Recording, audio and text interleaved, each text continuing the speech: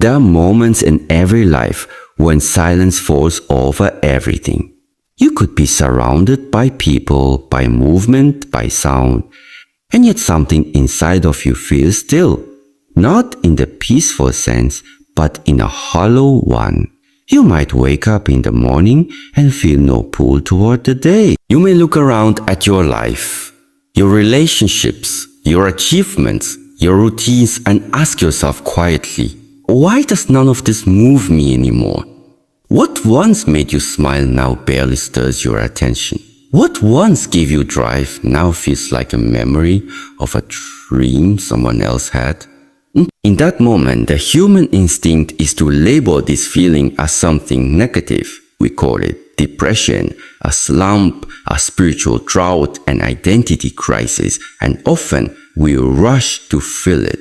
We fill it with entertainment, food, conversations, work, plans, purchases, anything that can distract us from that growing sensation that something within us is missing. But the truth is, that sensation is not a flaw. It is not a malfunction of your being. It is not something to be feared. It is something to be understood. This emptiness that you feel, it is not a void. It is not an absence. It is an invitation. We tend to think of emptiness as a lack, as something broken or lost. But not all emptiness is destructive. In fact, much of the most sacred growth begins in emptiness. Think of a cup. Before it can be useful, it must be empty. A cup that is already full cannot hold anything new. It cannot receive.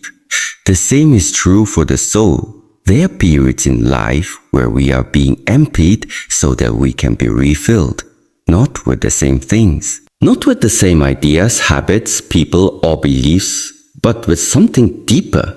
Something closer to the truth of who we are, not who we were told to be. This emptiness, it's not taking something away from you, it's clearing space. It's removing the clutter that you've carried for too long. It is the silent teacher, stripping away all the distractions so you can finally be alone with yourself. Not lonely, but present. At first, this feels uncomfortable, even painful. We have become so conditioned to define our worth by how full our lives are. Full calendars, full bank accounts, full houses, full schedules.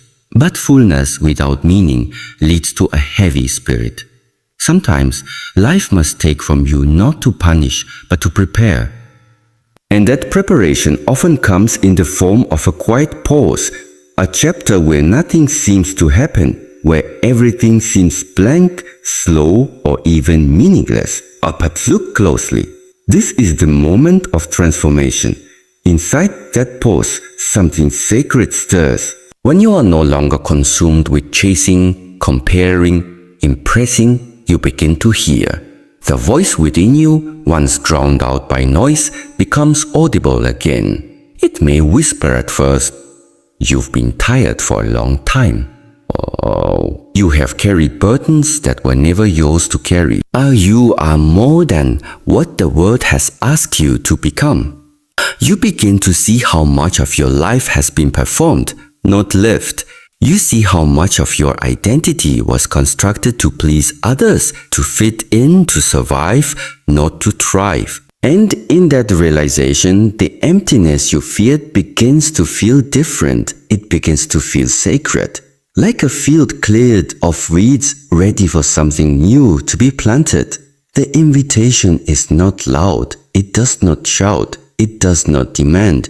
It waits for you to stop feeling the silence. It waits for you to put down the distractions. It waits for you to stop asking the world to validate your worth, and instead turn inward and ask, what is it I truly long for?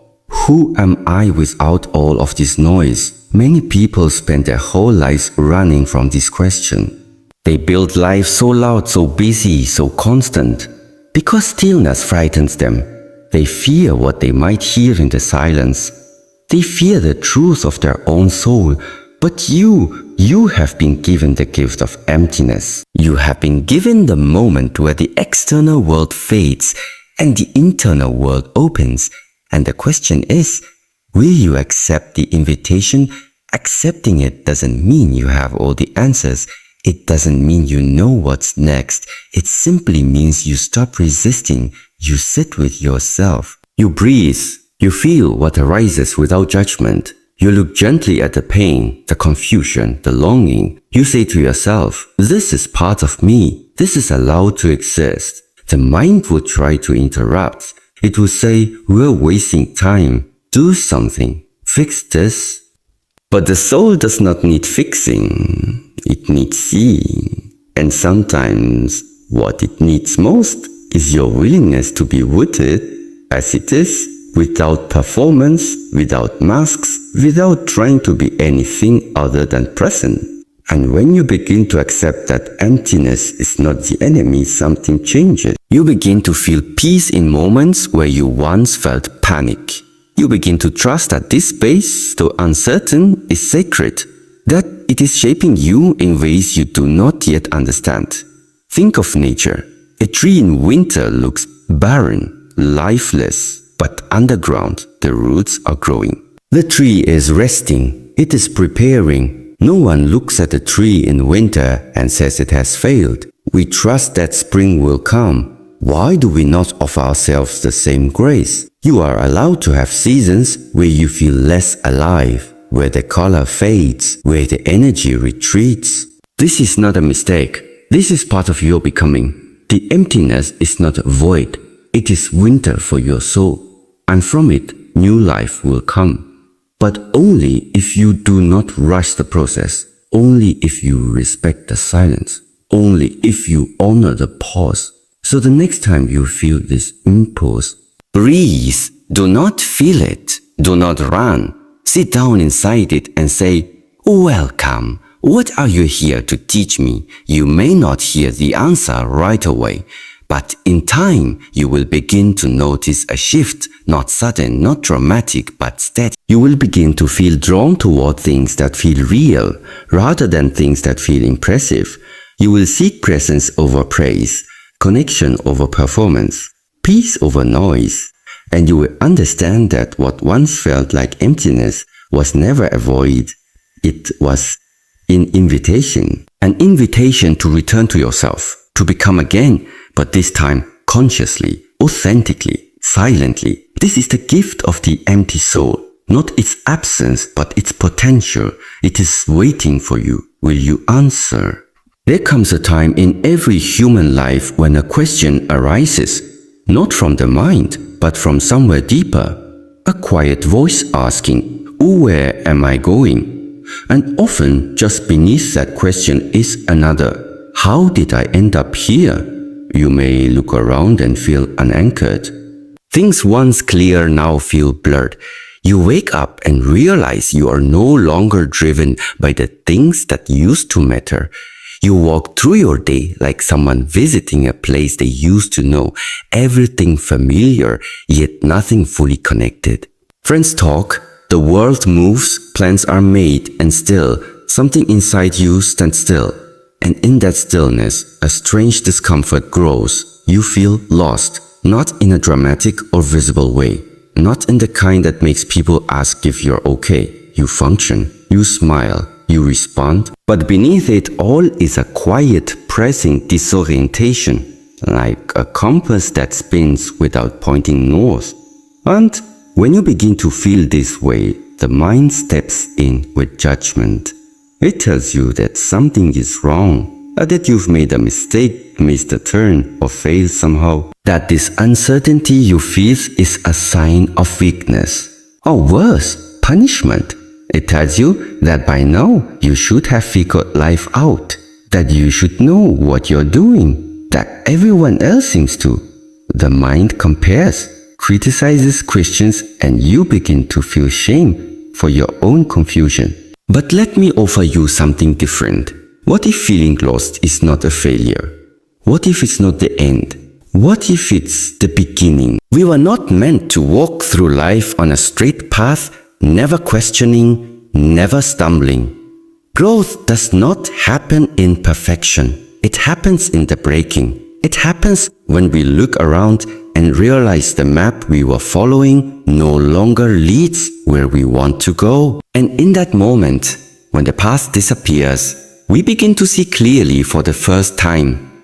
The pain of feeling lost is not a punishment, it is a path. It is life gently or sometimes forcefully removing what no longer serves us. It is the process of being stripped of false identities, the ones we created to fit in, to be loved, to feel safe. It is the unraveling of old beliefs, old patterns, old attachments. It is the invitation to pause, to reflect, to question, and to reawaken. When you feel lost, it means you are no longer asleep. It means the autopilot has been turned off and now you must steer. That is frightening. But it is also sacred, because before you can truly choose who you want to become, you must first realize who you are not. So many of us walk paths that were never meant for us. We inherit them from family, from culture, from expectations. We're taught what success means, what love should look like, what a normal life is. We follow these ideas because they're offered early and often, and we rarely stop to ask, is this really me? But one day, something inside you begins to resist. A quiet discontent appears. You go through the motions, but the joy is gone, the meaning fades. And you realize, maybe this path I've been on is not mine. Maybe the things I chase, the job, the approval, the lifestyle, are not feeding my soul. This is where the feeling of begins, but not because you failed, because you're awakening. Feeling lost is not the loss of direction. It is the recognition that the direction you are heading is no longer aligned with who you truly are. And that is a beginning. It's uncomfortable, yes. Uncertainty is not easy. But consider this, the seed must break before it grows. The caterpillar must dissolve before it becomes a butterfly. The night must come before the dawn. Your sense of being lost is not the darkness. It is the space before light. It is where real transformation begins. But to walk this path, the path that pain opens, you must be willing to sit with it. You must stop running from it. Because pain avoided only grows, but pain faced transforms. Let yourself feel it. The confusion, the sadness, the fear. Let it rise without judgment. Let it move through you. You do not need to fix it. You only need to welcome it, not as an enemy, but as a guide. The pain of being lost will not destroy you, but the fear of it might. When we fear being lost, we often return to what is familiar, even if it is harmful. We cling to what is known, even when it no longer fits. But true courage is not in running back. It is in standing still, breathing, listening, trusting that there is wisdom in the unknown. Do not mistake the silence of this path for emptiness. There is something sacred growing within you, even if you cannot yet name it. Life is reshaping you. The pain is removing what you are not, so who you truly are can begin to emerge. You may not have answers right now. That's okay. You may not know what's next. That's okay too. That's okay too. What matters is that you stay awake, that you continue to walk, slowly, gently, not toward what others expect, but toward what feels true. This path is not punishment. It is not a detour. It is not a mistake. It is a calling. And if you listen, truly listen, you will begin to hear a deeper voice. One that doesn't speak in panic or pressure. One that says, you are not late. You are not broken. You are simply shedding what no longer belongs. Let that voice guide you. You do not need to rush. There is no finish line. Life is not asking you to be certain, only to be present, only to remain open, only to take one breath at a time. There is wisdom in your wandering. There is healing in your confusion. There is strength in your surrender. So if you feel lost, pause. Oh, look around, not for answers, but for awareness. What feels heavy? What feels forced? What parts of your life feel borrowed? performed or outdated. These are the signs, the gentle whispers showing you what no longer fits. Let them guide your next step, not with force, but with honesty, and trust that just because you cannot see the path does not mean you are not on it. Sometimes the most important journeys begin when the road disappears, when the map burns, when the compass fails, and all that's left is your own inner truth. Follow that. You may not end up where you planned, but you will end up where you belong. This is the gift of feeling lost, not to be punished, but to be redirected, not to be broken, but to be rebuilt, not to be abandoned, but to be awakened. And if you walk it with courage, with softness, and with presence, you will find that you were never lost at all. You were simply becoming. The world is always in motion, people rushing, clocks ticking, notifications calling for your attention. We are taught that if we are not moving, we are not progressing, that if we are still, we are falling behind. That action is always superior to inaction. And so we live in a state of near constant activity, physical, mental, emotional.